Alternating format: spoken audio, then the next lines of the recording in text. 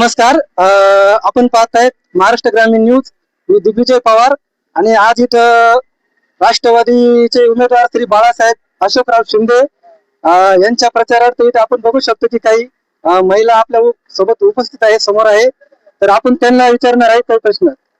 नमस्कार ताई, काय नाव आपलं? नमस्कार, मी मेघा तुपे, वैजापूरहून. वैजापूरहून.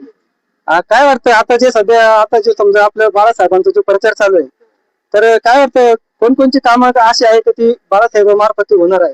होणारच, निश्चितच होणार. म्हणजे आपल्याला असाच उमेदवार पाहिजे.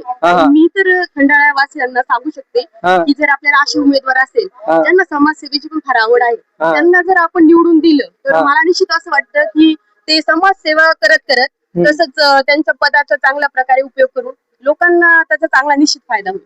आणि त्यांना समाजसेवेची फार जास्त आवड आहे. समाजसेवेची आवड आहे. महिलांसाठी आपण बघू शकतो की बांधकाम योजनेतून समजा भांडी वाटप असेल किंवा श्रावण बाळ योजनेतून अनेक महिलांनी त्यांनी हे दिलेले असेल समजा.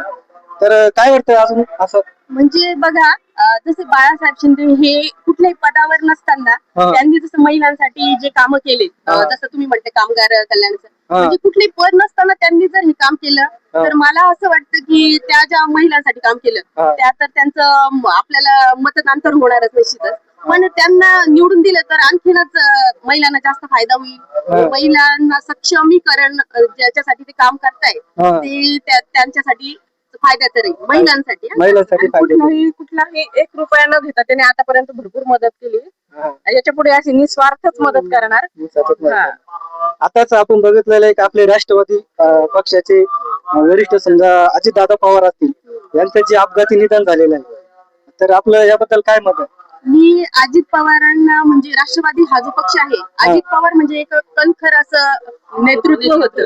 तर त्या पक्षासाठी आपण काम करतो म्हणजे मला अभिमानाची गोष्ट वाटते. आणि त्यासाठी आपले उमेदवार बाळासाहेब शिंदे हे यांची पण प्रेरणास्थान अजितदादा पवार आहे.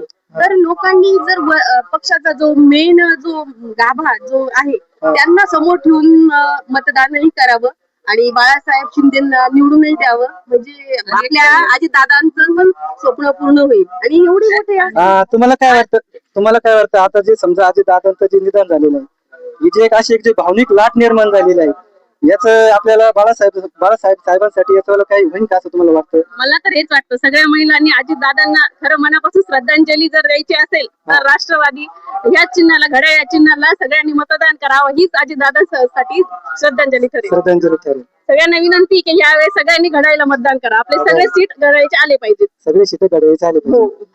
चालेल, धन्यवाद.